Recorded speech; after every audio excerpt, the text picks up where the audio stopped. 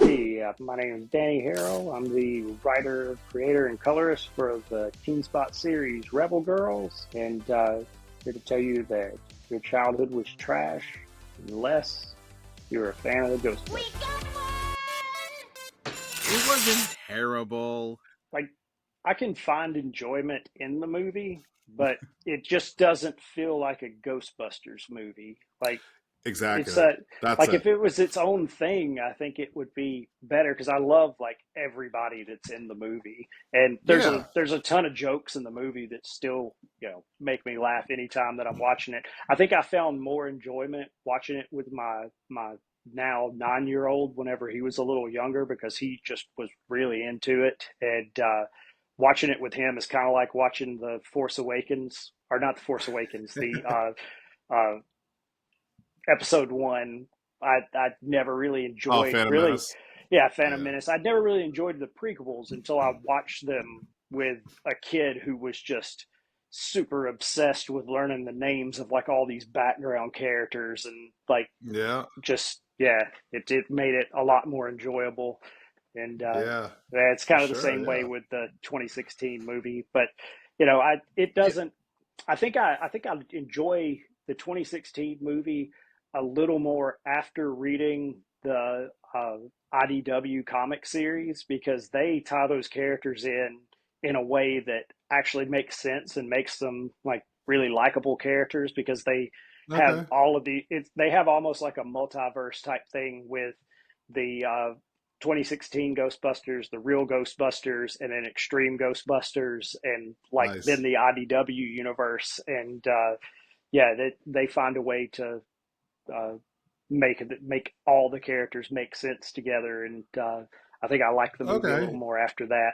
But All that right. That's series, like interesting. the whole IDW Ghostbusters series, was just phenomenal. Like I was sad to see that one end, and the Dark Horse one's okay. It's just it's hard to follow that Eric Burdom run of Ghostbusters at IDW, and so Yeah.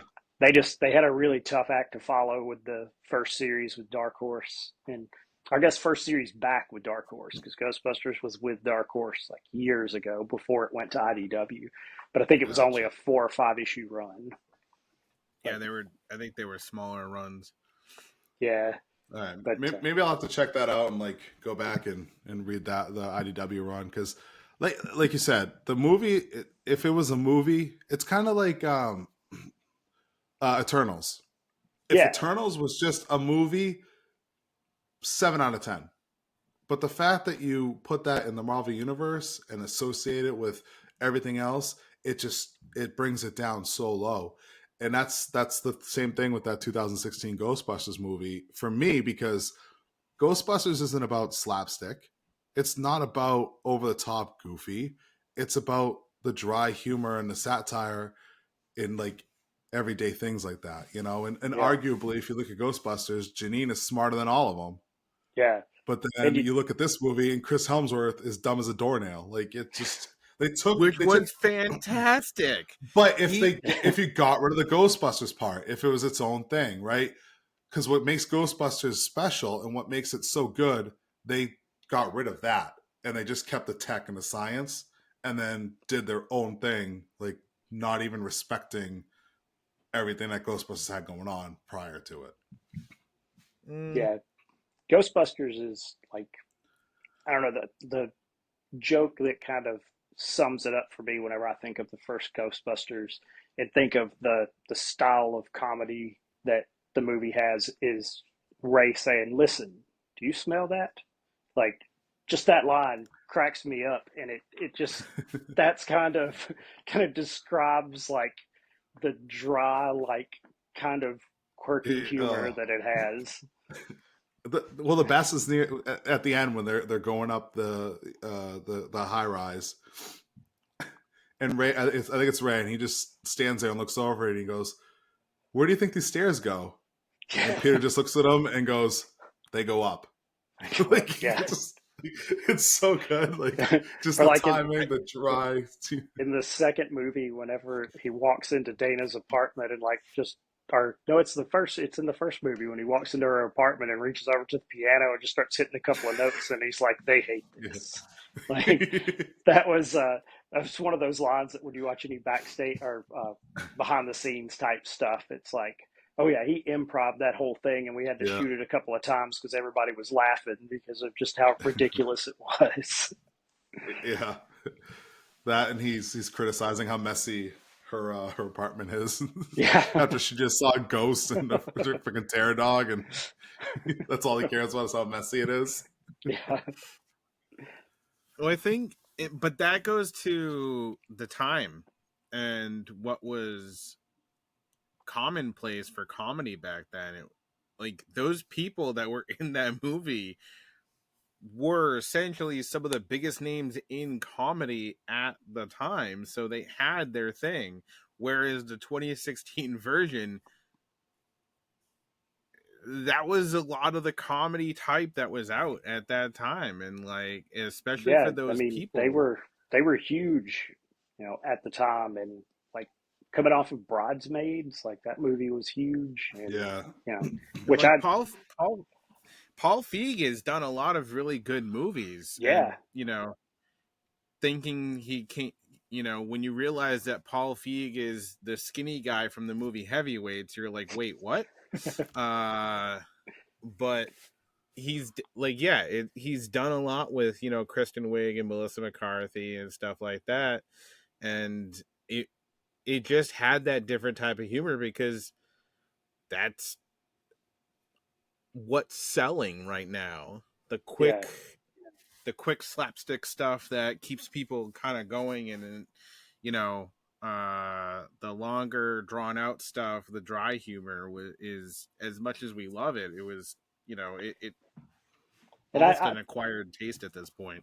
I think that Ghostbusters, it's just held in such high regard that it's kind of hard to change it up and people really get into it. Yeah. Because even with the two newest movies, like if you see in a lot of the Ghostbusters communities and like the prop building communities and stuff, like it's everybody's divided on those as well. And I mean, I love those movies. Like they were a Oh, they're ton of great. fun, and I thought that's the best way that they could have came back with them, other than making a Ghostbusters 3 in like I don't know 92 or something like that.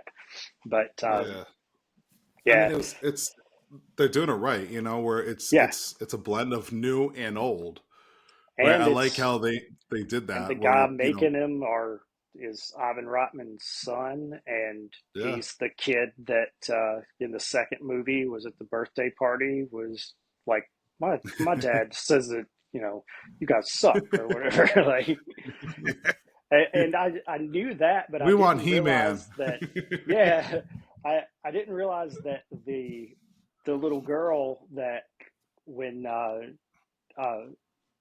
they're at the college and Egon is like, let's see what happens when we take away the puppy. The little girl is actually the that's Ivan Reitman's daughter, and she's the cat lady from It's Always Sunny in Philadelphia. And Oh, geez, yeah, interesting. just a random bit of trivia that ever comes No, up. that's cool. You know, We it's love the random trivia. yeah, and like recognizing people before you recognize them type thing. Like that's Yeah, cool. Like going back and be like, oh yeah, it's wild to think where some of these people got their start. Like yeah. or their first ever gig or whatever. What was your first introduction to Ghostbusters? Was it the original movie or?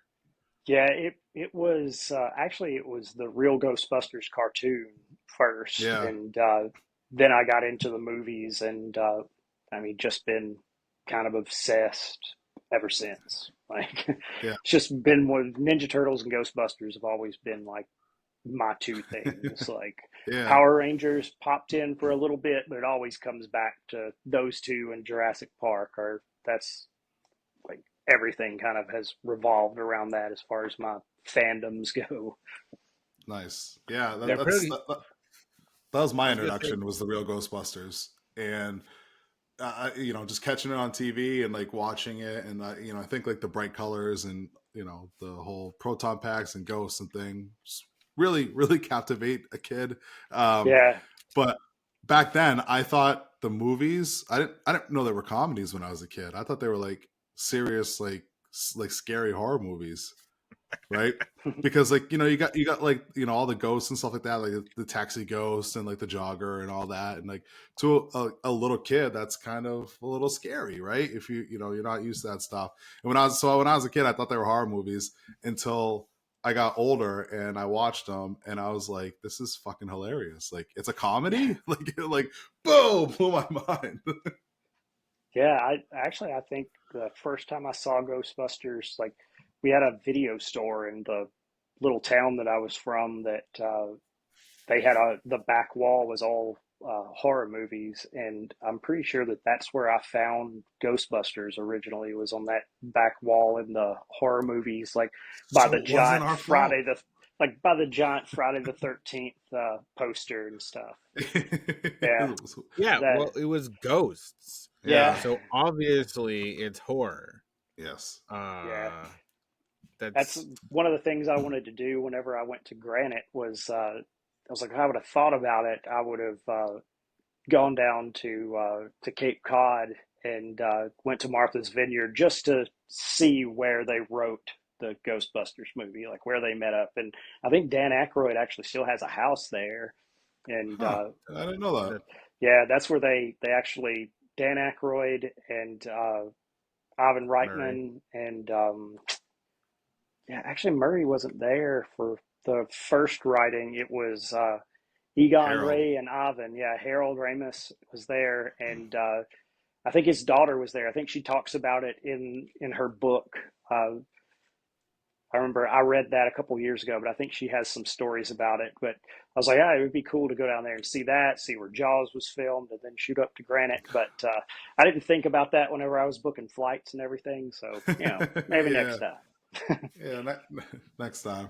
Yeah, I didn't even get over to see Maurice at Granite. Like I met him and had him sign a Ghostbusters book, uh, one of Oh the yeah. Ghostbusters TMNT crossovers at a local con here in Alabama. But I haven't. Nice. I never got over to the other building at Granite. I Yeah. couldn't get out of the armory.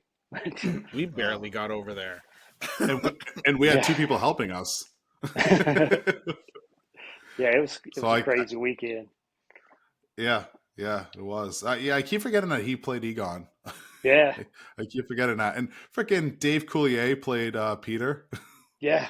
Arsenio Hall was Winston, yeah. Winston in the Yeah. first like season or two, and then it changed.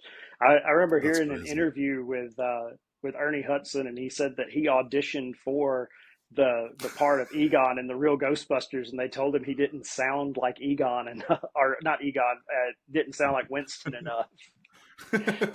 So, Isn't it funny yeah, how that goes? yeah, It's just like what was it, Clerks? When they what was the next one after that? It was Mallrats, right? Mallrats, So yeah. Jason Mewes had to audition for Mallrats to be Jay in it. Like That's what the hell? And he was like he almost didn't get the part or something like that. It's like that you are the part. Like you yeah, are like like it's literally It what? was written as literally you. written for him. Yeah. Yeah, that's funny. That was probably just a Kevin Smith messing with him thing. Yeah, right. Like, yeah, you got to audition. Yeah. But it's like when he told Kevin, or when Kevin told Jay, he talks about it on one of his, interviews. He told Jay about Dog, but he's like, so we have real actors being on this one, so you really need to be on top of your game. So Jay memorized the entire movie and everybody's lines before starting to film. Oh So jeez. because he really, really wanted to impress Alan Rickman. Wow. Oh, so it's for dog. It That's was nuts. Dogma. All right, all right. Yeah, Yeah, Kevin was like, "Wait, you memorized the whole movie?" He's like, "Yeah, I didn't want to let you down, bud." I think Or he whatever. just got the rights to Dogma back, Yeah, he did. and They so He he's did. going to did. be able to like tour it and actually put it out. I mean, it's been out of print for years, and It is so it's expensive on it is. DVD. Yeah, and Blu-ray. I've got it on DVD, and I remember buying it for like $6, and like I've had it Mhm. for years, and I didn't realize that it was going for as much as it was going on eBay. And then I looked it up. I don't know, like I was looking for the DVD and I couldn't find it, and I was like, oh, maybe I'll just buy another copy instead of digging through my DVDs. And then I looked on eBay; it was like $120 or something That's for a copy of crazy. it. I was like, yeah, I think I'll just continue to go through the DVDs until I find it. It's so stupid that they shelved that. It's such a good movie. Yeah, it is. And Oh, the they were Weinstein talking about Company. like now that he's got it back, he was talking about how like now he can continue it and like, do something like a follow up, which, I don't know if that would be a good idea or not, but 'cause it's kind of perfect the way it is, but Yeah, see yeah, where it it's goes. good. I like Yeah. when they're in the boardroom and Matt Damon just like slaughters everybody. Yeah. And then he goes to kill that one guy who's like completely innocent, but he didn't say bless you when he sneezed. Yeah. You Speaking should of say Jay bless. Muse, did either of you ever watch this Canadian show called Todd and the Book of Yes, Pure Evil? Yeah, it's so good. phenomenal. Yeah, so good. So And I good. still haven't seen the end of the end movie, but I've watched the first two seasons so many Yeah, times, and I've never actually watched the movie that they like, were making yeah. to Well, that's close it another out. one that one kind of came and went out of print Yeah, as well. So yeah, no, Todd and the Book of Pure Evil is an absolutely fantastic TV it show. is. Way better than it should have been. And Yeah, I've Jay, never seen it. Oh man, yeah, Jay. it's if you can find it, it's worth checking out. I think it's It's on great. Amazon Prime. Oh I think it's on really? Freebie. Yeah, Oh, yeah, awesome. Yeah, Nice. might have to go And back and what watch is it. Jay doing it? Is he one He's of the a yeah. main janitor. characters? Or? He's a school Yeah, janitor. yeah. He's just always like cleaning up all these like monster murder scenes and stuff. Nice. I'm probably Oh, complaining about it too. I could picture it's yeah, that. it's it's pretty great. yeah. It is pretty great. He's that that guy's had a roller coaster, and Yeah, he I'm glad to has. see him on the other side. He Uh, came through the mud. He came out of it. So you actually enjoyed the recent Afterlife and I Frozen did. Empire? Yeah, Yeah, me too. actually, I They're was. good. My kid was watching Frozen Empire earlier this afternoon. Yeah. He watches it quite a bit, and he has the Playmobil Ghostbusters Firehouse and all that Oh, stuff. That nice. it was my 9-year old's, and he doesn't play with it anymore. Now the 5-year-old plays with it, and but he plays with it and watches the movies. He likes the ones with the kids, is what he calls them. The two Yeah. new ones. He likes to watch those. So Yeah. Yeah. and yeah, Yeah. they're done yeah, really well. And they did. Yeah, I enjoyed in Frozen Empire when you finally got to see Janine in a yeah, suit.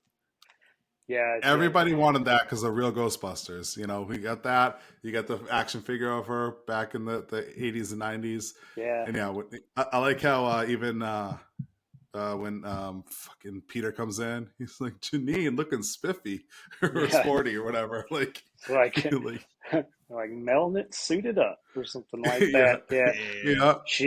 yeah, she's actually a Ghostbuster in the IDW comics. Whenever the yeah. guys get Yeah. lost in another dimension, yeah, Oh, nice. I got Laura Summers who voiced her in the real Ghostbusters. I got her to sign a copy of one of the issues that had Janine on the cover, and uh, whatever she asked what I wanted her to write, I was like, "Can you write? They don't pay me enough to sign these books," and so that's what she wrote and signed it. So, Nice. That's awesome. Fantastic.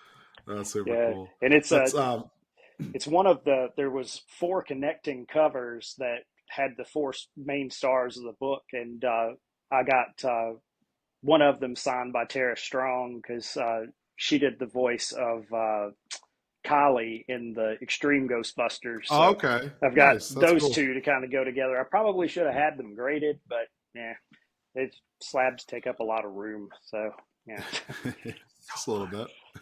yeah, They do. They take up so much room. yeah. Like You they don't look think about good. it until you have like a couple hundred of them, and you're like, where do I put all of these at? I have nothing graded, but I have seen and touched Nick's graded stuff, and I definitely can see the problem. Yeah, we've got a bench that goes. I mean, it's probably like a 6 foot long bench that has a flip up top, and it's like a chest, and it's just full of slabs. And now now I have like two drawers in my dresser that's just slabs stacked in them instead of clothes. And We but do what we can, man. Priorities, buddy. yeah, Yeah. yeah, I just don't have any room for boxes to put stuff in right now. All I'll take these them off. I've got all these Yeah. boxes of comics like just stacked up everywhere, and then That you got slabs to all sell. over the house. Yeah, just yeah, I need to go through and sell some things. I did that a while back. I sold off some of the slabs that I had so that I sold them and then bought some higher like key appearance books that I wanted, and that I'd wanted for a while, like a first Swamp Thing, a House of Secrets '92. I got that. I got a first Nice. Conan and first Doom Patrol and first Shit. Hellboy, and yeah, Nice. uh, but yeah, it's just taken years to get to that point. There's still a few Do Doom Patrol issues that I need to have a full run of all the Silver Age Doom Patrols. I think I need like four, and Which, but which is one of them is the first Beast Boy '99. That's the only one that I need that actually is going to cost a little bit.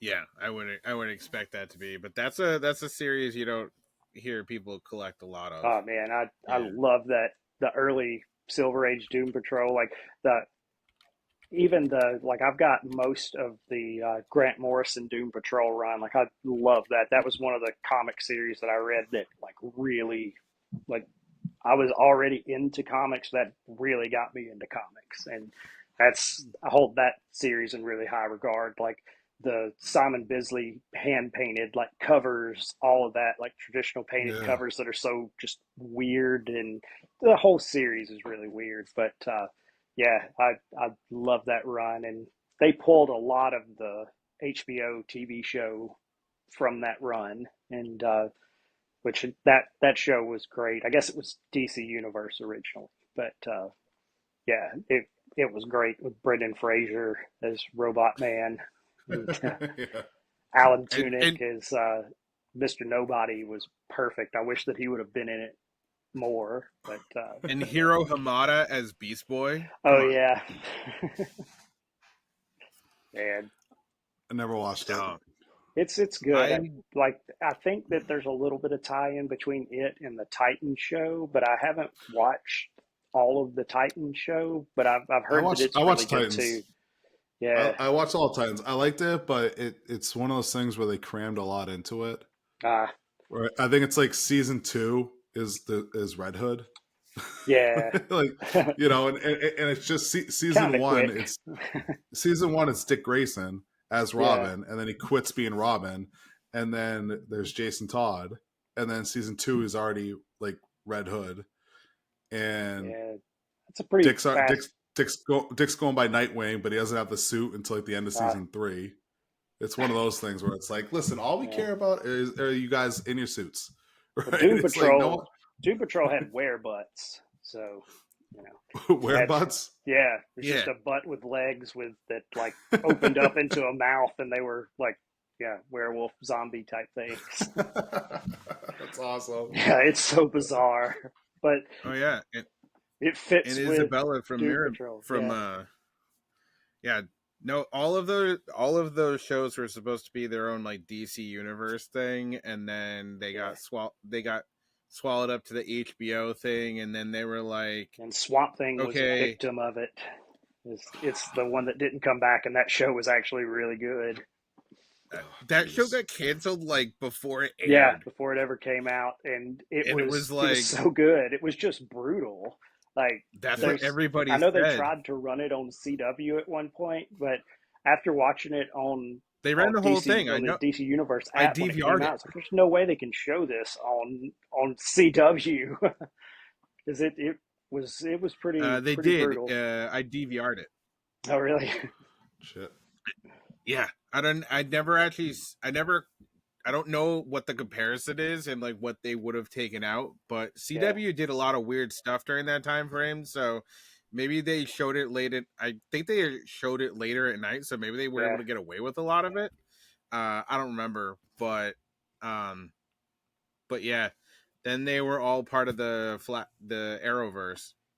Yeah. Like they I I they all w- got I was tied a in. huge fan of the first few seasons of Arrow, and then kind of fell off later on, like around season 4 or 5. But I mean, I love the Green Arrow character. I mean, I named my kid Oliver, but you know, like I love the Green Arrow stuff, and yeah, um, but the show just kind of whenever they started turning it into their own, like I don't know, like off-brand Justice League type thing, and bringing in a Mm. bunch of obscure characters for him to train, it started dying off. But those first few Yeah, I guess that seasons were happening. solid. The crossover episodes were always Yeah, fantastic. yeah, I did watch the crossover episodes, and because I mean they actually did like crisis episodes and stuff, and so they were doing a lot of big things in the shows. The Berlanti Yeah. verse was it was good for quite a while, and I'm sure that it was still good toward the end. It just got to a point where I started falling behind, and then once you start getting behind on shows that you have to watch like 3 shows to keep up with a Yes. week, Yeah. and Exactly. like I don't have 3 hours a week, and now I'm behind 3 episodes. It's like I'll never Yeah. catch up, you know. Uh, COVID. yeah. Yeah. COVID helped me catch up. Yeah, I didn't get too much into Arrow, but I did watch The Flash. yeah, Almost. I don't know how many seasons they went, but I 10. stopped at a certain point. Is it 10? Really? I wow. think so. I stopped at a certain point because I'm like, all I right, think how I watched many like the first three. speedsters can he fight? Yeah, I think I watched the first 3 seasons of Flash and then kind of fell off. I heard that it stayed like good through the entire series, but it's another one that like I just didn't have the time to watch it. And Uh, I got bored with it at the end just because, like I said, it's like okay, there's Zoom and then there's Reverse Flash, and it's like every season is a speedster. It's like yeah, seriously, how many of these fucking things exist? Like, you know, like they it's had just Captain Cold, but like he wasn't really like a big villain. It was always a yeah, speedster. yeah. He kind of went over into the Tomorrow show. I can't remember what it Yeah, was. Legends Legends of of Legends of Tomorrow. Tomorrow. Tomorrow. Yeah, he crossed over into that one, and the first Black Canary that they had in the show. Not the actual first Black Canary, but her sister was one of the main ones in that show. I think I watched the first season of that one. I kind of fell off on all of them around the same time. Yeah, So that one got increasingly more ridiculous and was probably the best one out of all of them overall. Like consistently, it was just like the most ridiculous.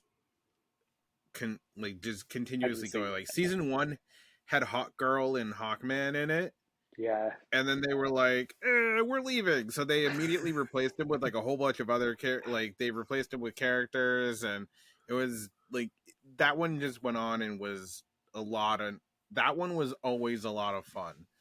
Um, yeah. It kind of seemed like everything that I read about it was a pretty unpredictable show, and you never know like which obscure DC character that's just going to pop up in it. Kind of like with uh, the John Cena show. I don't know. I can't think of the name. Peacemaker. Peacemaker. Peacemaker. Yeah, like they Peacemaker has a bunch of random obscure characters that they bring in. Peacemaker is way better than it should have been. It's so Yeah, good. it really was. I'm looking forward to the second season of that. Which the Suicide Squad movie, the second one was. I enjoyed that one. It was a lot of Good. fun. But in the second one, they let James Gunn be James Gunn, like for probably the first time since Slither. Like they're like, "Hey, you're a trauma guy. Let's just see how ridiculous you can get." You know, of course you can Yep. do Wait, Starro. Like wait, hold on. A Trauma guy? What he did? He direct for Trauma and stuff? Yeah, James Gunn was he directed. I'm not sure if he directed, but he either directed or wrote Tromeo and Juliet. Oh And shit! Okay, yeah, he was part of the Trauma crew. Um, I never knew that. I watched the documentary probably or 8 months ago the Welcome to Tromaville documentary about Lloyd Kaufman, and Yeah. I think it may be on Prime now, but there's a short segment where he mentions James Gunn in it. But yeah, James Gunn was he he was part of that world, and then whenever he did Interesting. Slither, he just kind of blew up after that. But that's where Slither he was a got it good started. movie. Yeah, Yeah, I like Slither. That was good. yeah. Any Michael Rooker movie is a lot of fun. Yeah. He's a somewhat local guy here. He's from about an hour away from here. Oh, We have nice. the local college that I went to. We have a film festival here every year, and one year he was one of the guests of honor, and he did a Q&A. And the night that he did it, there was like tornado sirens going off, and so Oh, like my jeez. wife and I went to it, but it was like us and maybe 20 other people there, and he went through a bunch of his movies like they had planned for him to do, and they would show a clip and he would talk about it, and after a while he was like, that's what do y'all want to talk about? And then it was just people asking questions, and then he just hung out for probably an hour or two afterwards, just That's talking to cool. people and signing stuff. I didn't bring anything to get signed. We got pictures made with him, but he was cool. It was right around the time that the first Guardians of the Galaxy came out, because somebody asked him which he liked better, working on Walking Dead or Guardians of the Galaxy, and he's like, Guardians of the Galaxy paid a lot more. So it's like, yeah, Yeah, Yeah. and then that somebody asked, they that were sounds like like, a conversation I've had with him. they were like, somebody said, whenever they cut your hand off in Walking Dead, were you happy to finally get rid of the hand that got stink palmed? And he was like, that was the same hand, wasn't it? They planned that. They knew what they were doing. Yeah, we've had him, and then we had Billy Bob Thornton one year, and they did a Oh, Sling jeez. Blade reunion, and his band played at the we have a theater that's kind of a legendary theater here, and they played there, and they had Lucas Black, who he's actually from like in town, and he was there, and Dwight Yoakam was supposed to be there, and something got messed up with his flight, and his flight was delayed, so he didn't make it for that. And Hmm. but that was whenever I was in college, and I was the news editor at the campus newspaper, so I got to go and cover the events and stuff, and that was a lot of fun. That's cool. But That is cool. yeah, they haven't brought anybody in the past few years, but it's like they seem to do it on like 5-year anniversary type things for the show, and Yeah. it's the George Lindsay Film Festival because George Lindsay went to school there, and so they named it after him. But it's pretty cool. You don't think of when you think Alabama or North Alabama, especially, you don't think of like film festivals and art galleries and things. But we have a pretty thriving scene around here. But Yeah, that's we pretty cool. also it's Muscle Shoals, so it's a very big music culture. Like it's Aretha Franklin and Wilson Pickett and all those guys were here recording in the '70s, and that's when the Yeah. town got labeled the hit recording capital of the world. And yeah, lots of people came through here in that time. Everybody knows like Leonard Skinner coming through, but there was a lot more to it than just those guys. Like most of the stuff that you listen to from the '70s, like probably a good 50 to 60% was recorded like here locally. That's crazy. Yeah, it's nuts. I had the chance to whenever I was 18. I was in a band that won a battle of the bands at the Music Hall of Fame, and the prize was you got to record for 2 days at Fame Recording Studio, and it was pretty wild to be in there, just in that space and seeing like all the gold records around the building just hanging everywhere, and yeah, it was Yeah. nuts. I mean, the album we recorded sounded like a bunch of you know 18-year-olds playing punkabilly stuff, but it was a Yeah. cool experience.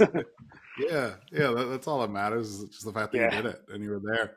You know, yeah, I mean, even that's cool. Like, that's a big prize to win. yeah, A yeah, couple days worth of recording. That's not cheap. yeah. And the guy that actually was the engineer for us, he opened his own studio, and I still see him out every once in a while. He opened a studio here locally, but like he's won a couple of Grammys now for producing, and we That's awesome. we have John Paul White from the Civil Wars. He's a local guy too, and he has a record label, and some of his people are, they have recorded things with Jimmy producing, and yeah, so he's won a lot of awards and kind of blown up. But yeah, there's always a huge music culture around in a music scene in this area. I think. Yeah, I mean it's the is it technically the South? Yeah, No, that area. It's a yeah, huge southeast. music Yeah, culture. They flock down there. yeah, To that's where you blow up. You're either from like Gainesville, Florida, yeah, San Francisco, or like the Tennessee area. Like that's it. Unless yeah, you're in one of those three spots, you ain't going anywhere in music. yeah. My wife, she grew up right outside of Gainesville, and so she would go to like Gainesville Fest and all that stuff. Yeah, she's got stories about going to all of those shows, and yeah, it would have been cool to be down there to see like the rise of like Against Me and those bands. That would have been awesome. Oh yeah, yeah. Lot of Good lot stuff. of lot of punk and ska came out of there. Yeah, definitely. Um, And what about Ray Parker Jr.? What about him? yeah, Ray Parker Jr. is he's you would think he made his entire fortune off of the Ghostbusters theme song, but like I know he's done other stuff and like jingles and things like that. No, There he was that hasn't. there was No, he that Key hasn't. and Peele skit where they just had him singing all of the things in the same tune as Ghostbusters. But I haven't seen that. God, I'm gonna check that one out. it's pretty funny. Oh, But So, dude, Key and Peele are so good. They're so good. yeah, I gotta check that out. I didn't know they did that. well, I think How crazy?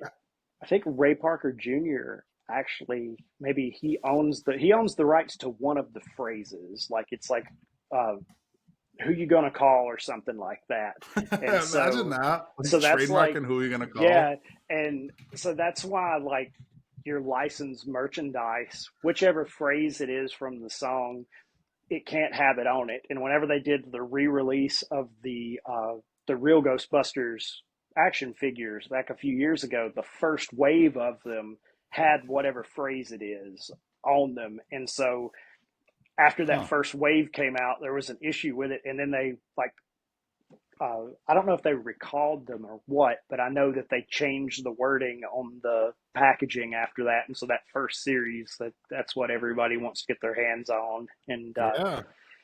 yeah, I actually picked up the whole first series on clearance at Walmart for like $3 each, Oh and shit, that's good. yeah. uh, nothing like that exists around here. every time Not I go to Walmart, I just hit up the clearance rack and walk through to make sure they haven't set anything like that over.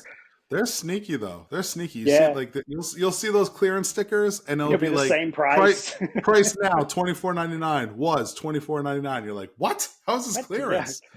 So I went in, and when Ghostbusters Afterlife came out, they released the ghost trap that Walmart had, and then they released the PKE meters. Well, the PKE meters, I guess, didn't sell very well at our local store, and so they clearanced them out because they weren't working. But like all it was is they just needed batteries, and but they clearanced them out to $1, and I bought like Oh shit, 12 of them, and that's awesome. so I think I'm down to, I think I only have like maybe two or three left, because anytime that one of my friends' kids gets into Ghostbusters, or like one of my kids' friends is into it, I'm like, hey, I got something for you. And I'll give them a That's PKE awesome. meter to That's play so with. cool. Uh, That's so I cool. actually got one and modded it. This one, actually, I modded it Shit. to be more screen accurate, and took it apart, rewired it so that I can control the arms, because it's the whenever you buy them from Walmart, it only has two motions, but if you take them apart, you can solder two of the wires together and make it to where you can control the arms and everything. And Oh, nice. Okay. but and then Fucking I MacGyver over here. yeah Yeah, there's a lot of stuff that you find like that on the Ghostbusters prop building Yeah. communities that people's done. And like I've got my ecto goggles Oh, that nice. I always love those. yeah, I've got to get the actual padding to go on the inside of these. These are my 3D printed ones that I did, and then I've got some of the Spirit Halloween ones that I modded as well. I haven't gone to the extreme to actually find the real lens for these because they're extremely expensive because Yeah. the lens are actually from a like a microscope and Huh. you would think they would be from like a camera or something, but it's actually a certain type of microscope. And Ah, it's but interesting. yeah, I really got into the Ghostbusters prop building for a while and like zeroed in on finding the correct like little resistors and the correct gauge wiring, and it was just it took a few years of just like really getting into it. Like I built this Statue of Liberty controller and Oh, come on. That's awesome. so I went to the extreme of like making sure that the ribbon cable was the correct one and the like all the little resistors and everything were correct and that the this does nothing but it's the actual correct board that's supposed to go in it. And yeah, that was we were watching Ghostbusters 2 and I saw the NES Advantage controller and I was like, I've got one of those in the attic. Like, you go up and grab that and then I'll That's start awesome. researching it. And yeah, but I was building a lot of stuff at one point. I built a belt gizmo, and it's actually has the real tubes in it and everything, and like a real board. And yeah, Jeez. just yeah, it's something that just kind of once you get into it, it's like, oh, I'm just gonna piece together something with household things, and then the next thing you know, you've built like a screen accurate replica proton pack or something. And Let's see. I've seen yeah, plenty of that. I've seen plenty of people do like the proton packs. Seen uh, plenty of people do no, the ghost that's the traps. yeah. I've got a trap as well. I didn't get the trap out, but I built a trap with the pedal and everything, and I've got it wired up to where the actual pedal controls it. It's got Oh, Jesus, that's so cool. yeah, it's got a vape in it that'll make it smoke, and yeah, just a bunch of stuff. It's There's a got a whole vape in it. community, yeah, so that you can make it actually smoke, like come out of it and then close the doors, and it's still smoking after it's done. Like Yeah, nicotine. yeah. You just buy a vape and use pieces off of it to make it to make the actual smoke blow out of it. Uh, It's Oh, okay. I was like, how do I was you gonna say, stick? Danny's going in a party, sliding in his ghost no, trap, and just like getting everyone freaking high. yeah. No, you buy one and like you take it apart, and I can't even remember how I did it, but I know that there was a whole how to on the GB fans forum of how to make a smoke machine for your ghost trap, and people do it for their proton packs. I haven't done it for the proton pack or anything. I did it for the trap, and then I was like, yeah, I don't need smoke for the proton pack. I mean, I've got a bad back now. I can't really even wear the thing. It's like, is it's like it has most of the parts on it are aluminum outside of the shell, and so it weighs like Ugh. 45 pounds or so, Yeah, and has like a original LC1 Alice frame, like the correct Alice frame on it and everything. And yeah, nice. that took probably a good 2.5 years to piece together, just randomly finding stuff, and a lot of the And people a that you good buy chunk of the money. yeah, yeah. I think the shells alone at that time were like 350 or so, and then you build on top of that. And I built a scratch built pack and then sold it because I wanted to get a more screen accurate. I wanted to build a more screen accurate one. I sold the scratch built and used that money to buy the shell, and then just pieced it together over a couple of years of finding Nice. like we've got a 3D printer and I've 3D printed a lot of stuff, but it's like you 3D print it, put it on there, and you're like, yeah, that'll hold me over until I can find like an aluminum part or find like Yeah, the real little the resistors and real things thing. like that. Yeah. And yeah, so it looks great sitting in the corner. You know, Yeah. it's I remember way back in the day wanting to do that, and I looked into it, and I'm like, it's gonna cost me like $1,000 to build this thing. I'm like, I'm yeah, out. yeah. If Hard you build pass. them accurate, even building one yourself, it's going to run you like 12 to 1,500. And Yeah. then like, but if you buy one that's already put together that has all the actual like things that if you get a screen accurate one, they sell for like 2,500 to 3,000. And Jeez. but now you can pick up the HasLab made a pack, the Hasbro Yeah. packs, and they made one that is pretty nice, and I think it was like 4.99, and it was a Yeah. complete pack with lights and sounds and everything, and you can still find those. And then Spirit of Halloween has a full size pack now. I think it's like 280 ish. Oh wow. I don't have one of those. I've got one of the 3/4 Spirit of Halloween packs that I bought for my kid, and he played with it for a while. Whenever he got tired of playing with it, I took it apart and started redoing it, and it's pretty close to being finished. It just needs to be put together, and I need to get the electronics to put in it. But yeah, Yeah. I gave up, and it's been for probably like 3 years just sitting in the corner of my space where I draw. So piled with You my know, it's Ghostbusters skateboard. Yeah, it's Santa Cruz Skateboards did a run of Ghostbusters skateboards back 4 or 5 years ago, and I've got one of that's those cool. that it's a really cool deck. I got the Terror Dog deck, and it Nice. it was one of the cooler looking ones that they had, and it was also a water board. Like a lot of them were more of like a popsicle type, like 7 3/4 board, and I'm too old to kick around on one of those. Even though I don't ride that one, it's still in my head. Like, oh no, you got to buy at least like an 8.5 or 9 inch wide board because if you ever want to ride it, even though you're 39 and had back surgery, if you ever want to ride it, it's never gonna happen. Just in case. It's like I want to Just, get, just in case. I want to just get, in case the apocalypse happens and the cars yeah, are out of commission, you gotta get around somehow. yeah. I humor myself by kicking around on a skateboard whenever my kids are riding their bicycles in front of the house, but that's about as much as I do anymore. Because more Yeah. than likely, falling on skateboards for years It is hurts. probably the reason why I had to have back surgery over time. But Yeah. yeah, Yeah. but And it's always that one little pebble. That one little yeah, pebble stops you dead in your tracks and you go yeah, flying 10 feet. yep. I've got a big nasty scar on my side from one of those where someone had kicked some rocks over the road at the bottom of a hill near my old high school and came down the hill and the board stopped and I didn't.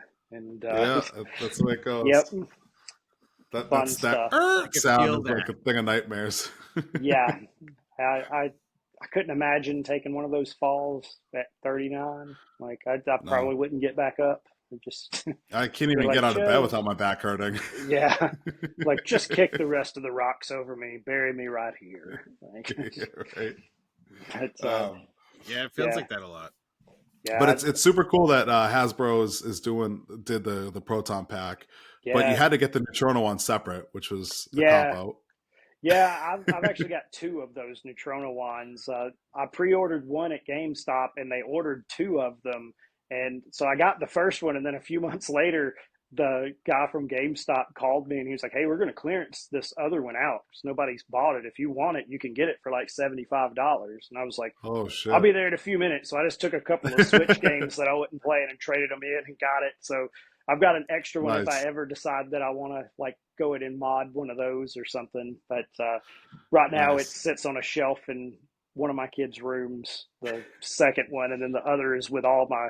I've got a whole closet full of Ghostbusters like figures and like props and just a little bit of everything Ghostbusters. I've got Nice. all of those Plasma series figures that they released Oh because I just had to buy all of them so that I could build the Terror Dog and yeah, like, yeah, and I still have all the of old the Matty collector ones. Remember those? yeah, yeah, the Matty I got Collector those stuff. in box still. Yeah, those are awesome. Those were really high quality pieces whenever they came out too. Like they're Yeah, they're still nice and they're pretty pricey still. And yeah.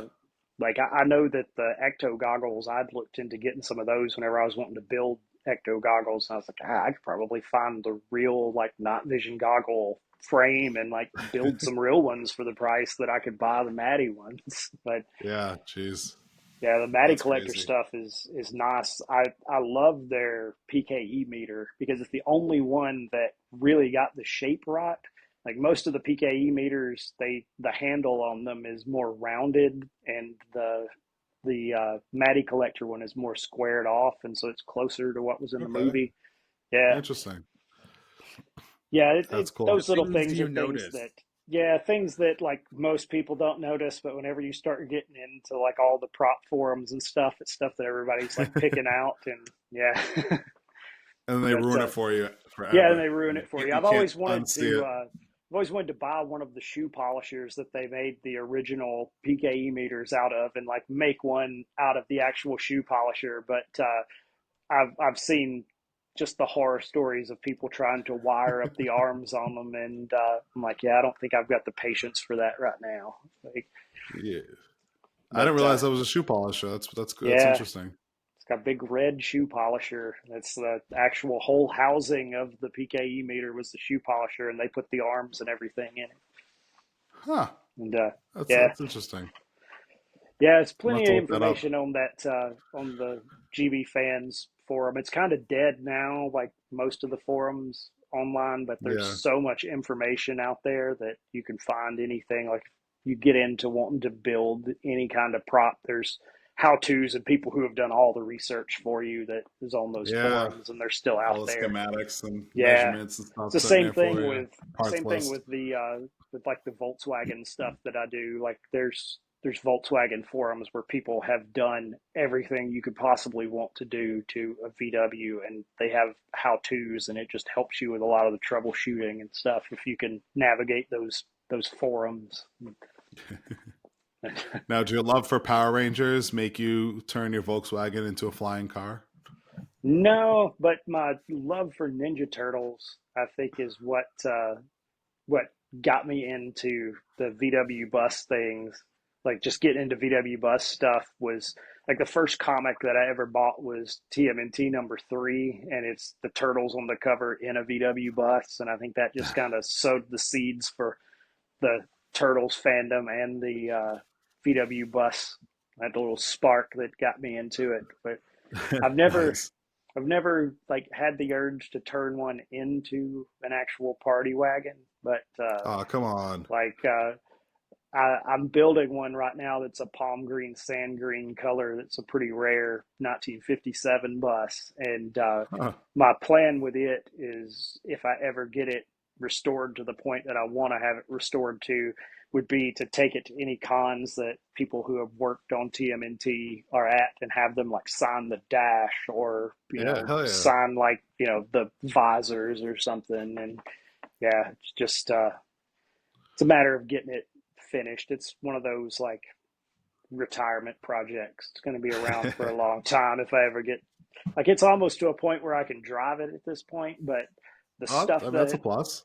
yeah, the stuff that I need to do to it now is like the really expensive stuff, like paint and interior and things like that. Stuff where you're going to drop like 10 to 15 grand at a time. And so Yeah. yeah, my bus that I have that I actually drive that's pretty well restored has nice interior and everything's new up under the bottom, but the body is still like a patinaed look. And there's the reason for that is just not having the money to spend like $15,000 to $20,000 to have someone do a nice paint job on it. How many You're buses not do you have? wealthy. Uh, I have three. One of them Jesus is a Christ. future project. One of them I've had my 65 bus now for probably 10 years. And then a few years ago, there was a guy that I used to live next or kind of next door to him. We lived just right down the street, but I would always stop by and talk to him. And he had two buses in his yard for years. And I talked to him for probably like 10 years or so. and he wouldn't sell them. And then we had moved away from that house, and randomly one day he gave me a call and he was like, "Are you the guy that used to stop by and talk about these buses all the time?" I was like, "Yeah." He's like, "Well, I think I finally want to sell them." And I was like, "Okay, well, I'd be interested in the 57." He's like, "Well, if I'm going to sell you the 57, you've got to also buy the 60." So that's how I ended up with three. I was trying to just have two, but one of them is just a project that probably won't be one that I'll build. I'll probably sell that to somebody else and let them do it because I just can't imagine starting over on another one. That's But still crazy. Jeez. yeah, yeah, I've got a 57, a 60, and a 65, and the 65 is the one that's restored. I also have a 1960 Beetle as well. So Jesus Christ. it's yeah, it's an addiction. The Beetle is completely restored as Do you live well. in an impound yard or something? Like, It's just I got into working on old cars whenever I was younger. I've had several. Like I had a 54 or 53 Chevy Bel Air. I had a 62 Impala that I built into a lowrider, and that I had a 46 Chevrolet truck that I was building into like a rat rod. And whenever I got out of the Chevrolet stuff, I got into the Volkswagens, and you don't own one old VW. It's just they come in packs when you start getting into them. It's like everybody starts finding out that you're into Volkswagens, and they're like, "Oh, I got one in my yard you can get if you want it." Like, just come. Like my And 65 you're like, bus all was like right. that. My 65 bus, the guy he told me, he was like, "You can have it for, I don't know, like $100, but when you hook to it to pull it out of the woods, if you pull it in half, you've got to clean up the mess." And I was like, "Okay, I'll take that chance." And we took us like 6 hours with a chainsaw and a bobcat to get the oh, thing out of the jeez. woods. And yeah, That's fantastic. yeah, years later, it's back from the dead, and it's pretty much a Nice. brand new car up under the bottom, but with a patina looking body on it. And But the but question it's a is, nice, comfortable driver that will. do you own a highway hunter? I don't know. That was the Ghostbusters Volkswagen Yeah, Bug that yeah, transformed into the praying mantis. yeah. I've actually got one of those. It's the yellow beetle that flips out into the Yeah. the mantis. Yeah, Bumblebee? yeah, essentially. But yeah, I've got one of those. It's in with all of my real Ghostbusters stuff that I've found at like flea markets and stuff. And anytime that you're like at a flea market or going by a yard sale or something, you see a box of old figures, you got to dig through it and You see got if you to. can find some turtles or real Ghostbusters or something. Yeah, something. Like And we hope that were, the person there doesn't know what they have. yeah, we were at Target a few weeks ago, and my kid saw the reissued Street Sharks, and he's like, "Oh, I want one of those." I was like, "I'm not paying $30 for one of these. I'll just go into the attic because they're all up there." Like, I just went up in the attic and got all of them down for him, and they've been playing with them. I looked on eBay, and they're kind of pricey now, but whatever. They're having fun with them, so I'll get them back whenever they get tired of playing with them. Yeah, I've got that one laying on the ottoman right now. Well, no, this is the new one, the fully Oh, the new one. articulated one. Oh, But it's awesome. yeah, but it still has all like the features and stuff. So like they did a Yeah, good job with these. yeah, that one was always really bad. Like the one that I have, the paint comes off of it, like, and it always Oh has. yeah, Like the paint was terrible, and it was just on that that one rubbery. figure. Yeah, Yeah, like all the other figures, the paint stayed on them and never had any issue. But that one, it's like the paint just didn't want to stay on that one. it must not have been sealed properly or something when they Yeah, they ran him through or something. What do you think about the real Ghostbuster action figures that Mondo's gonna be putting out soon? yeah. I mean, honestly, I'll probably buy them. Like, I, I, They're I so usually expensive though. I usually buy Oh into most of that stuff. Like, yeah, I know those are kind of like the hero collector stuff that came out a few years ago that was just insanely expensive. But I know they had those. I think it was Blitzway that did the 12-inch like super detailed figures that. I think when they came out, it was like $400 for the set of four, and they came in like a display box and everything. And then they have the yeah. Blitzway Ecto one that's like the size of a coffee table. It's just gigantic, and I think it's like $2,000 or $3,000 or something like that. Holy And crap! the 1/8 scale, I think it was 1/8. Uh, the I can't remember, Eastway maybe. Somebody was doing like a build the Ecto one thing to where you get like Every month you got bi-weekly, you parts. got, yeah. Yeah. And I was doing that, and then the company went out of business. But now another company has picked up those molds, and you can start back up. And I've been Oh, tempted nice. to start back up because right now I have a hood, and then I have all of the engine. I have like the frame, all four wheels, and the grill, but I don't have Yeah. any of the body parts. But they say that like you can just tell them which issue that you got to of like the kit, and they'll start you up at that point. But it's like, do I really want to get back into spending like $60 a month or something to Yes, you do. put those Yes, you do. together? And but I would love to have that. I don't even know where I would put like a 3 foot long Ecto one. Yeah. Yeah. That was cool though. Like what they did, Yeah, like that whole like subscription build a thing service, and yeah. I've seen um, several of the kits that they had because they had a Millennium Falcon that was really cool. That oh shit, jeez. yeah, what's his name? The MythBusters guy. He did it. He put the kit together on his Oh, YouTube Adam show. Savage. Yeah, Adam Savage. He put it together on his YouTube show, and then he like went in and airbrushed like weathering and stuff, and it was really cool. He was doing the Ghostbusters one as well. Whenever they closed, I don't know if he started back, but he was like distressing parts and stuff, and it Yeah. was cool to watch. I like. I saw his video of he did a tour of the firehouse Yeah, for Frozen Empire, and that was pretty yeah, cool. Like him going through and like showing like all the little Easter eggs that they put inside of it, like from the first movie when the blast goes through and like the ceiling and the floor is all patched together and stuff, and like I'm yeah. like, all right, that's pretty cool. How they thought about all They've that got little intricate detail. they've got that they've got the original sign that was hanging up in the first movie, like the one that's just a banner. They've got it like thrown over in the corner, and you can see Yeah. it in one of the scenes. It's just kind of like thrown over in the background, Okay. and I didn't catch that. there's a bunch of little stuff like that that's kind of cool. There's another thing that I caught.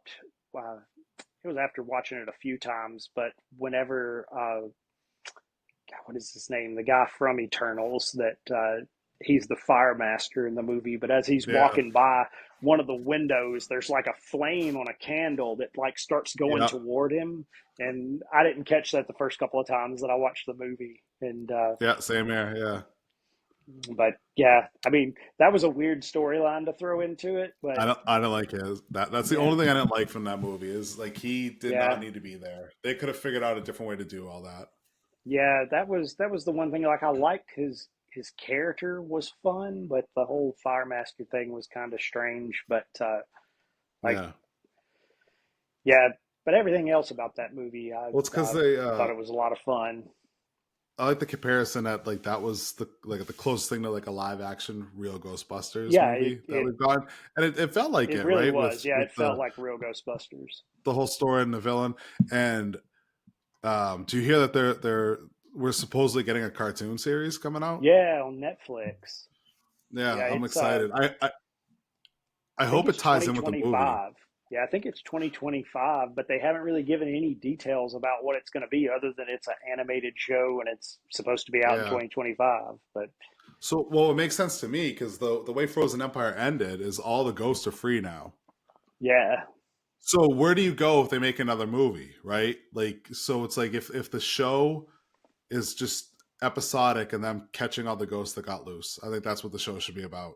Like yeah, reacquiring and recapturing all these ghosts. That way, when I they do another movie, it's not that they can explain I back like how there's not thousands of ghosts all over the place. I think that the next movie needs to be something similar to the IDW's Ghostbusters 101, where it's like they're training like you have Winston and they've put together a training program for the new Ghostbusters and they're bringing in, like they kind of hinted on him doing something like that in Frozen Empire, but either Yeah, doing that type of story or like Ghostbusters International. Like it would be cool to see, like, because there's not going to only be ghosts in in New the York. U.S. and in New York. So it would be cool to see like a Ghostbusters International, and you could have those same kids. Like, I mean, they did it with the second Spider-Man movie. Like, they had them go international, and like it would be Yeah. cool to see something like that with it.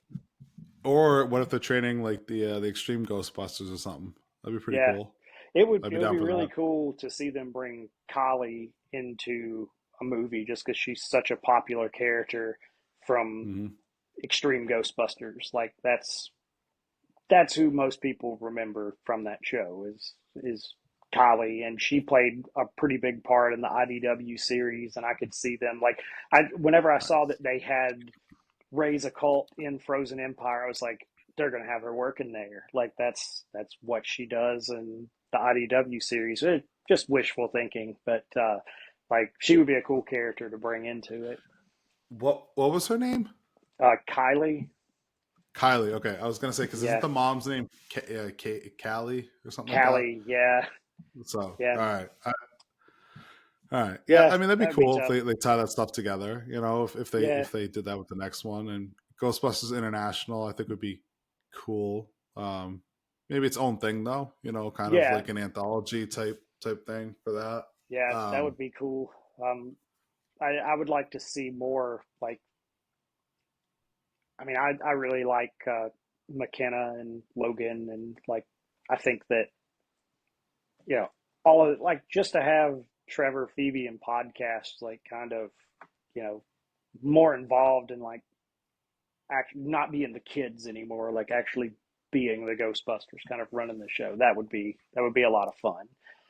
But yeah. I'm wondering how much Logan uh, Kim is going to be involved since he's now cast as a Marvel character and coming to the Marvel universe. He's which one is he gonna? He's gonna be like the second Hulk.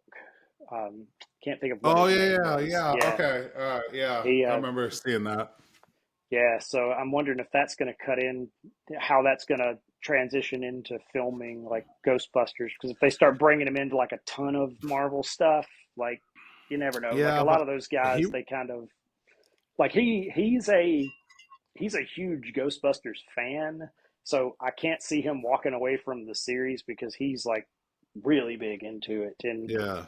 that's anytime you hear interviews with him or with McKenna Grace, you see like how big of fans they are just of the series. Like, I Yeah, mean, that's cool.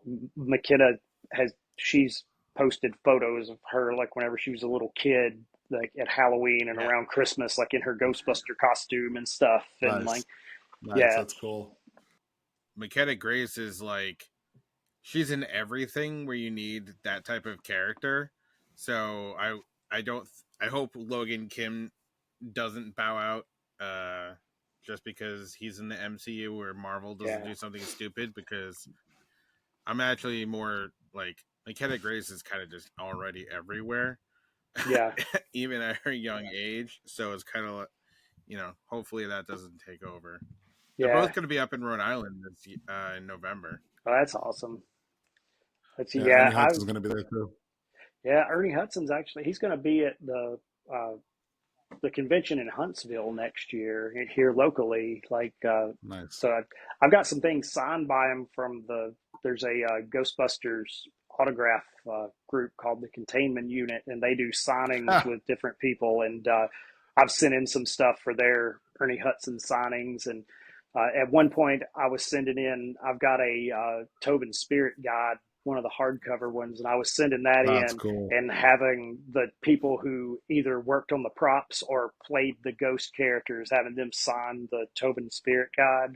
And yeah, uh, I need to get back into doing that. Like they haven't done a lot of signings in this year, but last year they were doing a lot. Like I got something from Logan Kim, and I got something from I don't know why I can't think of his name. Uh, Trevor for in Stranger Things. Finn Finn Wolfhard. Wolfhard. Finn, yeah, I got a picture of him as Trevor. It's kind of funny because the quote is I was like, oh, dude, like it's a Cadillac or something like that, and he misspelled Cadillac, which is pretty funny. And, which is kind of a tough word to spell. I think he has too many D's or something.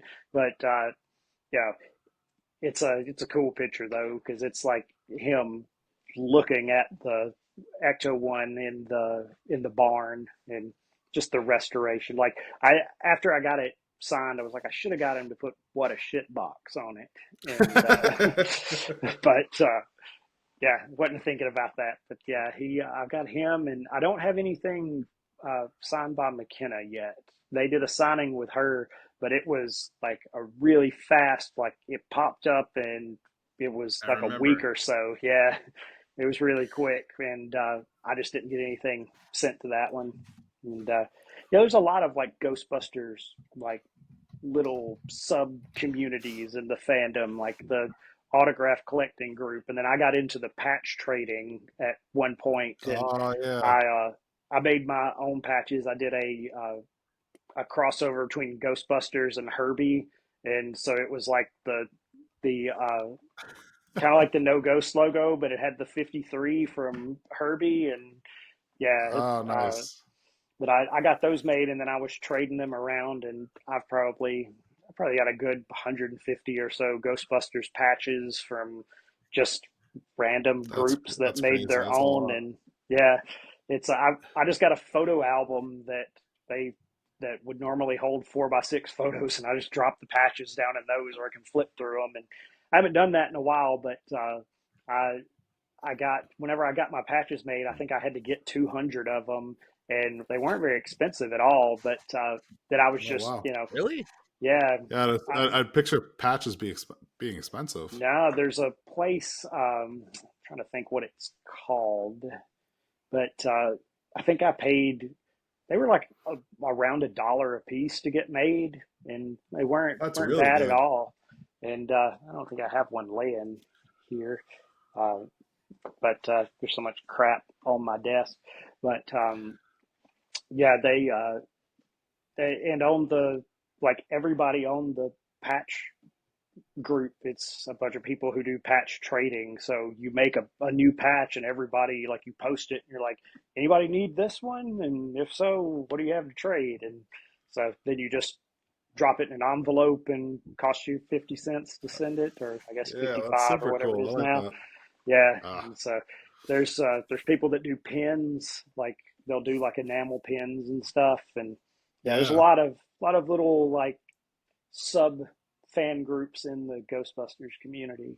So, um, but I've kind of dabbled in all of that stuff at one point or another, and Dabbled in a lot of things. Yeah, yeah, Let's yeah, yeah. it's not Let's be even like honest. a small amount of things. It's a lot of things. You're like, I've restored a yeah, VW bus, and I'm like, is I've he yeah, trying to be fluffy now at this point for I'm yeah, restoring VW three buses? fleet VW buses. yeah, I yeah, you but as you're telling the story, you're like, I wanted only one, but I ended up with two, and I could relate to that because I'm like, I really only wanted one figure. All right, so how do I yeah, have four? yeah. It's like That's next to it, not in a yeah, nutshell. yeah. That feels like my buying of the Super 7 reaction figures. It's like I don't really need all of these, but if I'm gonna buy two of the set and there's only like six, I might as or four, like I might as well get all of them. And it's like, yeah, I that's my figure addiction is the Super 7 reaction stuff. I get a lot of those. Really? Yeah, Those things are not cheap. they're they're not if you buy them when they first come out, but a lot of them, like on Prime Day, a couple of days ago, they had the Conan figures that they released, and normally they're $20 a piece, and they had them for like 11, and so you can get Yeah, a lot that's of where they them. should be. Yeah, really, they are, and but that's I've gotten a lot of stuff like that where I've just caught sales. And it's like I wasn't gonna collect the Alien figures, but like they're like $8, so maybe I'll get all of them. And yeah, That's Yeah, that's how I have my reaction figures. I was yes, like, see, Dead Optimus Prime for $5 at Target. yeah, Yes. under $12 is where they need yeah, to be. Yep. And they're if they could do that, I'm sure their sales would go skyrocket, because those things are, if they're inexpensive like that, they're so easy to collect because you can Yeah. have 100 of them, and Yep. they don't take up much room. Even if you keep them on card, they don't take up much room. Usually the only ones that I get when they first come out that I buy at full price are the Phantom Star Killer figures, because they usually sell out really fast. I'll get those, and Mm. then any of the Wu-Tang Clan stuff. I just, when that comes out, I'm like, I've got to have the ODB figures, or the, Ghostface Killer, or like any of those that come Uh, out. I end up buying them. But those are the only ones that I get when they actually first come out, when they release. And most of yeah, the most of the Wu Tang stuff doesn't sell out, but it's like, oh, I got to get that. Like, it's like I backed the. There was a Kickstarter for the. There's an Old Dirty Bastard comic that Ani's doing, and they did the graphic novel as a Huh. Kickstarter. And if you back the Kickstarter and got the book, you could also back to get this limited edition Super Seven uh, ODB figure. It's like, okay, so I'll back I and saw get you post that. that. Yeah, yeah, I get I that. was And super excited about that. I was like, man, that's awesome. There's a guy at the end of my street who has a sign. Um, it looks like a political, vote for me sign, but instead it says like "Presidents are temporary, Wu Tang is forever" or something like that. And I'm like, yeah.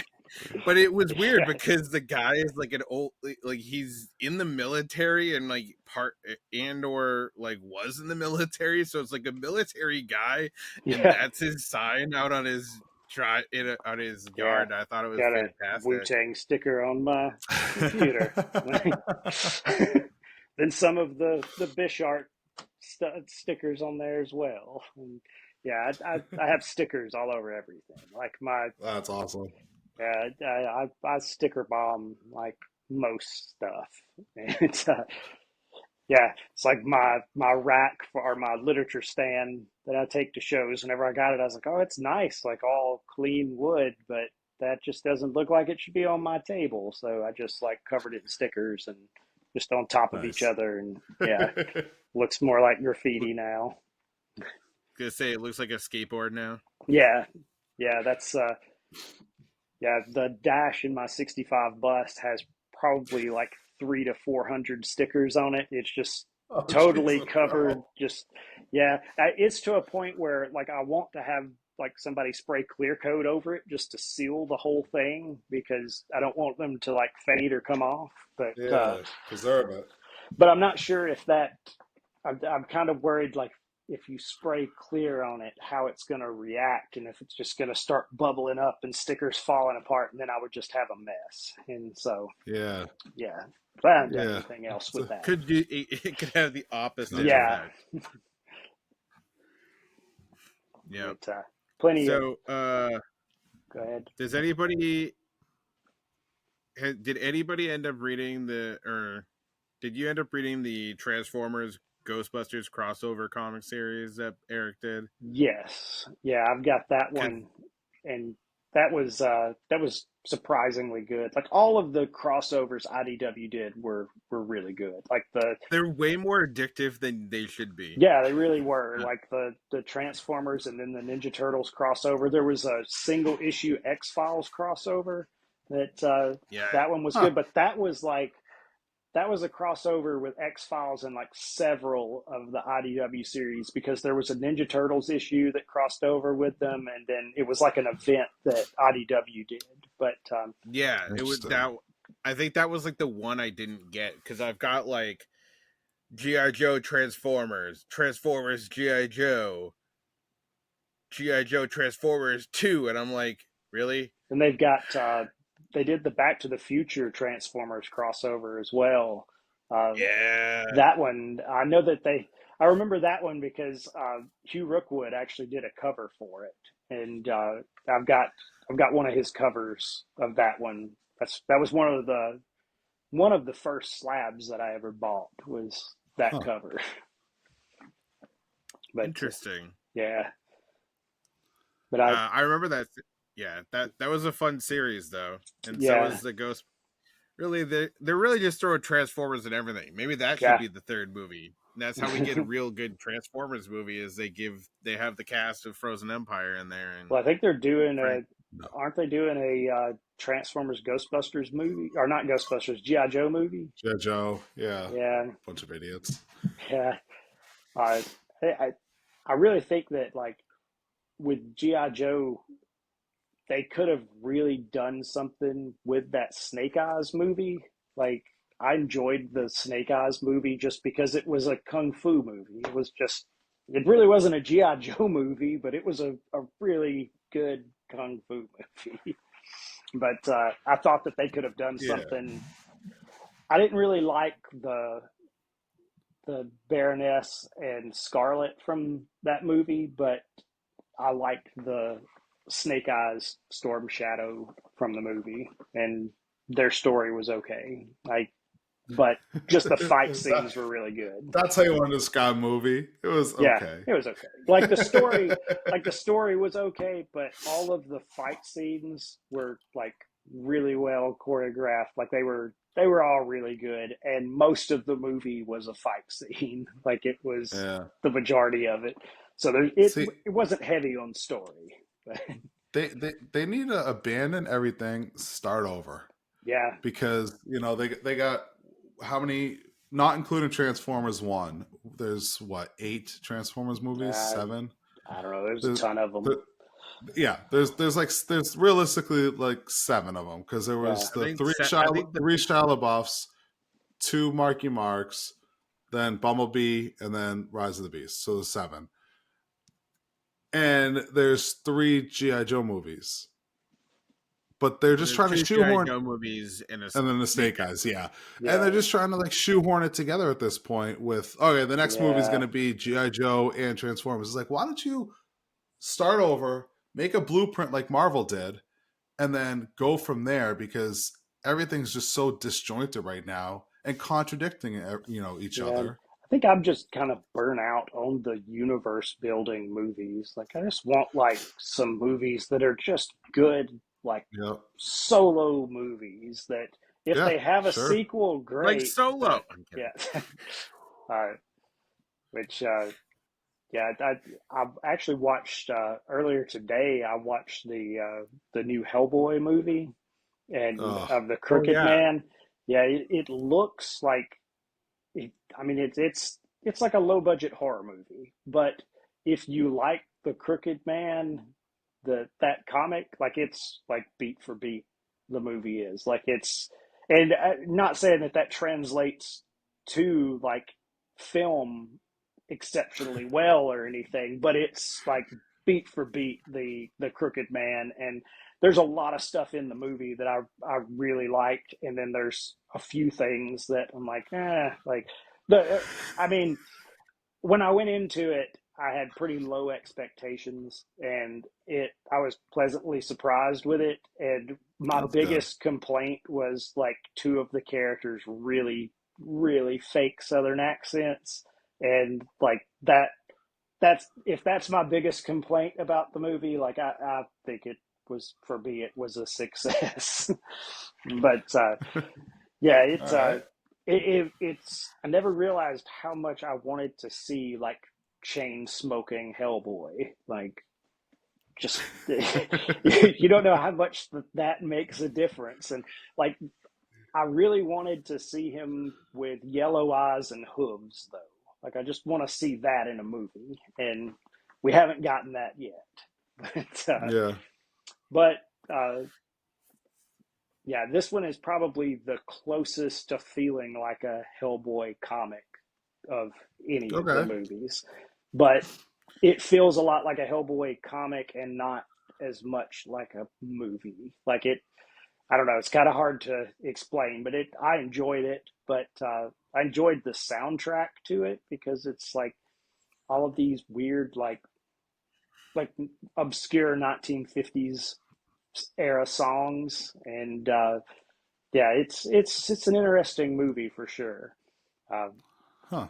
but Okay. it's definitely like, you can tell they were on a shoestring budget, and but they they managed to do a lot of things in the movie, like with lighting, to where they black out big chunks of the background to where it feels like the Gotcha. panels from a Hellboy comic, but it also kind of helps to hide the fact that they didn't have a lot of money to do like elaborate backgrounds and stuff. And but it works Okay. out pretty well. It was better than I expected that it was going to be. And like I really wanted the David Harper one to be good, but I never made it through the whole movie. And like it, I haven't seen that one. yeah, I watched it, and in all fairness, I couldn't tell you anything about it. yeah, I made it through like half of it and was gonna go back and watch it, but I remember it started out in a wrestling ring with him wrestling luchadors, and yeah, then there was like I a big monster scene by a bridge, but that's all that I can really remember from it. And but but that one just it didn't really feel like Hellboy. Which, to be fair, like as much as I like the Ron Perlman movies, they felt like their own thing. They didn't really feel like an extension of the Hellboy comics, and this movie does, for better or worse, like feel like a Hellboy. It feels Okay. like the Hellboy from the comics. It's a I'll have lot to of watch like it when it's free. yeah. There's a lot of things like that they do just like he's smoking a lot, but also they capture a lot of the stuff like where Hellboy doesn't. He's not a very like mouthy, like wordy guy. He has a lot of like grunts and growls and stuff where Yeah. and they kind of capture a lot of that stuff. But Okay. Cool. yeah, but yeah, my biggest complaint was the really like weird stereotypical southern accents. It's like there's more to a southern accent. Like a southern accent in 1950s isn't like, you know, pre-Civil War like plantation owner, and that's what they really went with. It's like you're a witch. You're not a like you're not Oh like did Jesus. you study Colonel Sanders? Because like I've lived in the South for my entire life for 39 years. I've never met anybody that talked like that. So Did you hear? I forget if it's the Mortal Kombat guys or like the Tekken guys or something, but they reached out to KFC because they want to get Colonel Sanders in their fighting game. that would be weird. But That'd be pretty awesome. I could see them doing it with all of the random characters, especially with Mortal Kombat, like the random characters that they've put in those games over the years. Like Yeah. you could definitely see them doing Link. that. No, that was Soul Calibur. Never mind. Soul But Calibur, yeah. for Wendy's, would they get Wendy or Dave Thomas? Uh, Probably, I think they would probably get Wendy because, Yeah. especially if it was like Tekken, because she would be like a half naked Wendy or something, just something Yeah. weird. And if you put your age at 99, it definitely affects the physics. Yeah. Oh man. Dead or alive. Anyway, Oh yeah. I mean, there was that Xbox 360 Burger King video game where it was like a bumper car race. I remember. I remember for Sega Genesis, I had Mick and Max Global Gladiators, the McDonald's video game. What the Oh, hell? nuts! Yeah, Google it. It's a real thing. I bought it from a VHS rental store when they were selling a used copy, but it was called Mick and Max Global Gladiators, and it was kind of like Earthworm Jim, but with like hamburgers and stuff. And it was a I have. side-scrolling game. And Oh I'm my more god. intrigued at that than I really should be. yeah, if I like, I remember it being fun, but that I was also probably like 8, so I think there was I my grandma used to work for a college, and she got like a used computer from one of the kids, and on like so and I was up there visiting for like a week-long trip or something like that, and I found this old like Pac-Man knockoff game called Weed Muncher. So it was definitely just a stoner guy like going That around eating sounds awesome. pot leaves, and I was like, I don't I don't think my grandma knows this is here. Like, Because she didn't understand computers. did either of you So ever I made it even harder to find and just kept playing with it. did either of you ever play anything on an Odyssey? It's like the first computer system where it had like an Atari joystick, but it also had a keyboard for some reason, and but it was all like Atari games on it. And Huh. yeah, I got one in a yard sale one time. I think I only had Dig Dug, and it's not like you could buy games anywhere, so we just played that. But it had a keyboard for some reason, and I'm really not sure why. I think it was called an Odyssey, but Yeah, there was a Magnavox Odyssey. yeah, It came out around the time of like ColecoVision and stuff like that. Like, because I have a ColecoVision collection I got gifted as a Christmas gift from like my friend's sister was like cleaning out her husband's like house or something like that, and was like, here's all the attachments, and it was like literally like two bins equaling like the size of your table at GraniteCon. It was just that's nuts. everything in boxes and stuff like that, and I was like, thanks. I don't know what to do with all of this. Well, I had an Odyssey, like it wasn't when it was like first came out or anything. I think I had a Genesis at the same time, so it was something that we bought for like $5 at somebody's yard sale, and yeah, all I remember having for it is Dig Dug, and My yeah, my old stepdad found his Atari in his storage unit when he was clearing it out, and he gave that to me. So I had like I had like a dozen Atari games, and I was flipping back and forth between that and like, gonna say I want to say I was playing Super Nintendo. So it was like Super Nintendo, then I'd like hook up the Atari and figure out how to get that working and stuff, and then figured out the greatest move in the game football is if you just run left, you end up on the same spot on the right hand side of the screen, so you can tackle them faster. So that's awesome. instead of trying to chase them down on the right, you just run left, and boop. It's like I was like, it's like playing yeah, Super Tecmo Bowl, and if you if you have Deion Sanders, you just wait at one corner of the screen. When everybody runs to you, you just run the opposite direction, and nobody can catch him. And yeah. our Joe Montana throwing 100-yard passes, like Isn't you there a just Family Guy skit about that? probably. Where they're playing Super Techno Bowl and Peter picks Deion Sanders and Quagmire's like, damn it, Peter, you know you're not allowed to pick him. Yeah. And Peter just gets the first height, gets the ball, and he just runs down the clock. Yeah.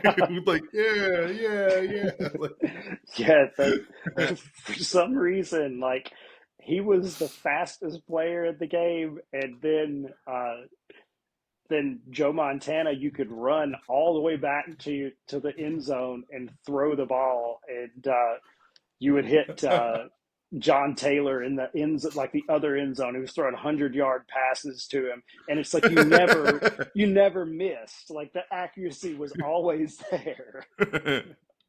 You know, that's awesome. I found it like a few years ago.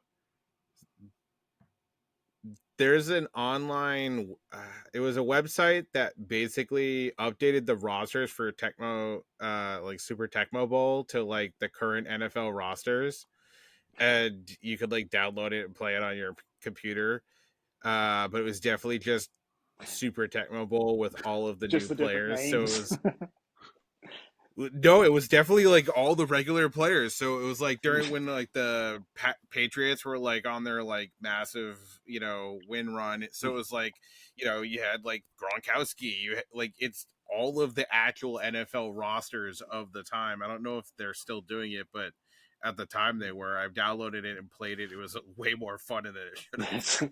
It's awesome. It's like you go to it, and like the Buccaneers are still like the guy logo, like the pirate guy with the hat, and it's like this isn't right.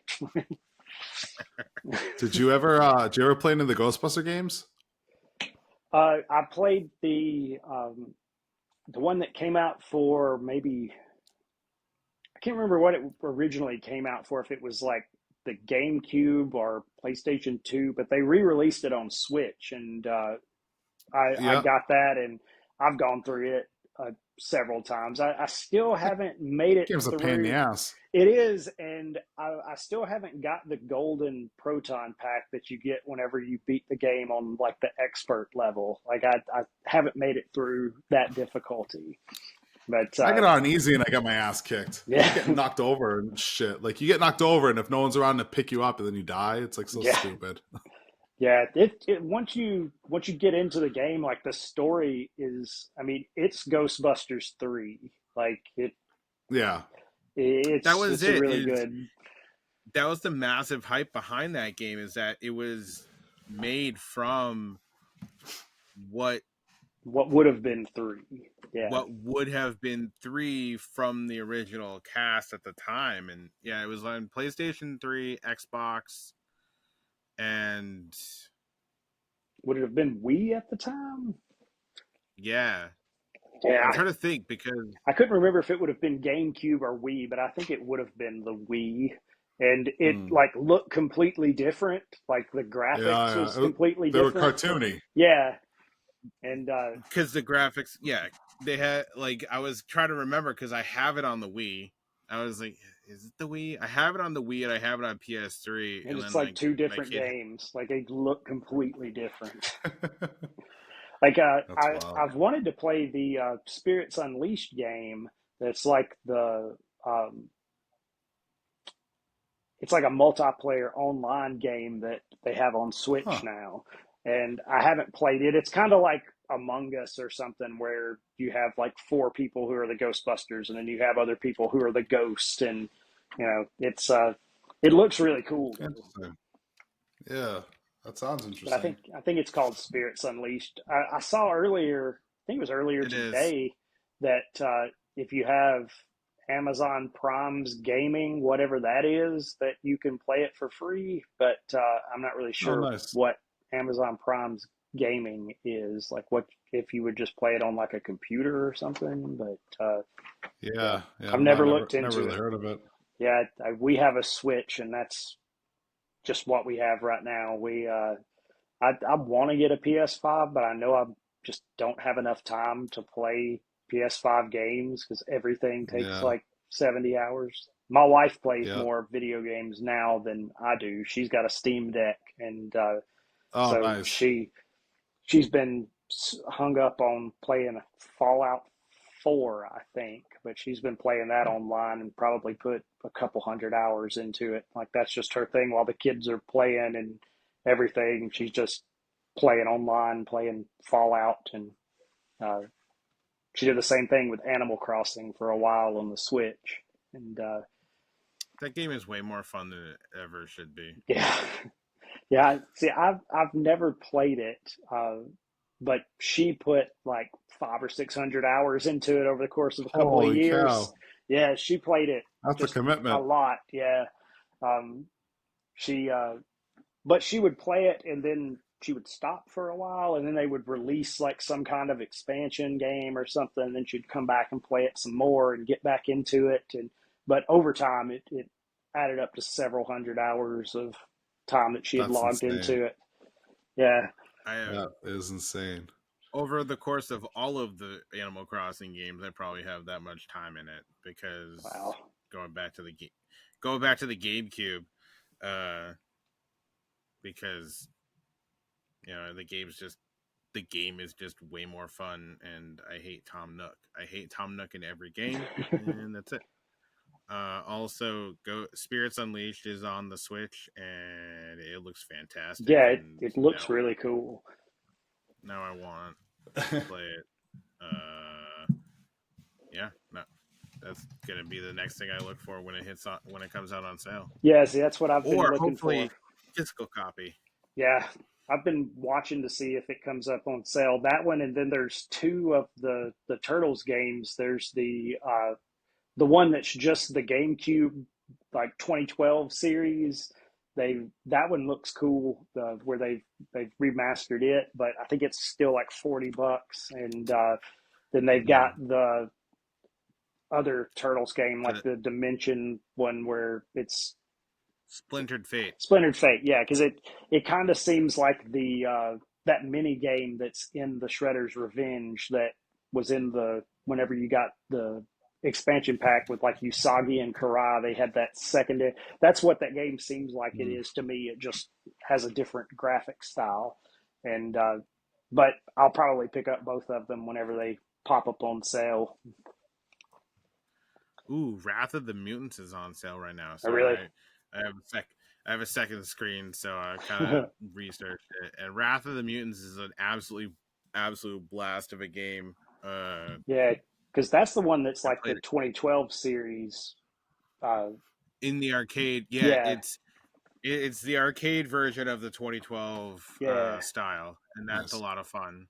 So There's a there's a local arcade here that has one of the machines that has like 1,000 games programmed on it, and I never knew that they released a Bucky O'Hare arcade game. Like I remember playing the Oh yeah. NES Bucky O'Hare, but I'd never seen the Bucky O'Hare arcade. And I went there and saw it, and I sat there and just like at that arcade, you pay I think it's like $10 to get in, and then you just play whatever games. Like you don't have any kind of tokens or anything like that.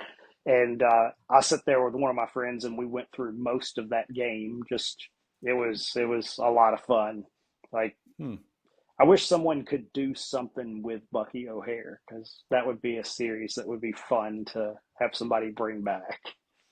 Oh yeah, for sure. I Even if it's would a comic, it'd be cool. Yeah, I would love to work on. So it would be fun to hint. yeah, it'd be fun to color some dead-eye duck, like a four-armed duck, and like Hell yeah. yeah, I always liked that character for some reason. That's who I played as on the NES game. I always Yeah, wanted to play he was my as favorite. Deadeye. Yeah, but Bucky He was O'Hare definitely my was favorite. Bucky O'Hare has weirdly come up on this show more often than I ever thought it would. it's a, Like, I mean, it was huge. It seemed like whenever I was a kid, like there was the game, there was the toys, the comic, the TV show, and then it just completely right? disappeared. It was a lot fast because none of it Yeah, lasted long. yeah, none of it It was like lasted. 13 episodes of the cartoon. That was it. And I think the guy, I can't remember who it is that wrote the comic, but I think he has the rights for it and just has never wanted to do anything else with it. He was at a con locally back 3 or 4 years ago, and I ended up not getting to go, but I wanted to go and take like the first Bucky O'Hare comic to get it signed by him and just be like, hey, are you ever going to do anything like with this? Is it ever coming back? Yeah, Because would we love to would do it. like it to come Yeah, back. everybody would like it to come Everything back. else is coming back. Yeah, Toxic Yeah. Avenger came out this week. The new Toxic Avenger comic. I know. Yeah, Yeah. I wanted to do a cover for that so bad, and I reached out to several different shops and tried to get somebody to just split it with me, but it was gonna like the minimum order on one, it was gonna cost like $2,000 to release a cover, and nobody really wanted to jump into it because they were like, I don't know if I can really sell Toxic Avengers. Of course you can, Yeah, that's true.